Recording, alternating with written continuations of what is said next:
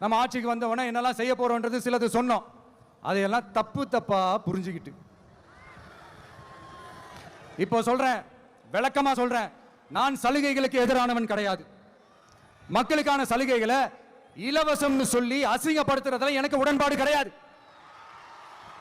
மக்கள் காசுல மக்களுக்கு செய்யறதை எப்படி இலவசம்னு சொல்லுவீங்க?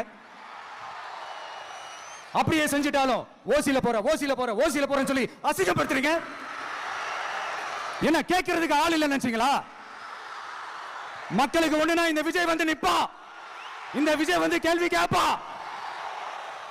இந்த விஜய் எப்பவுமே மக்கள் பக்கம் தான், அதே மாதிரி மக்களும் என் பக்கம் தான். அவங்க கிட்ட இருக்கிற ஒன்றுதாண்டா இல்ல பணம் காசு. ஆனா எனக்கிட்ட இருக்க அறிவு சிந்தனை ஆற்றல் இந்த நிலத்துல எந்த மயிராண்டிக்கு இல்லடா, எவனுக்கு இல்லடா. செயல்படுத்த படை இருக்கு, பணம் இல்ல.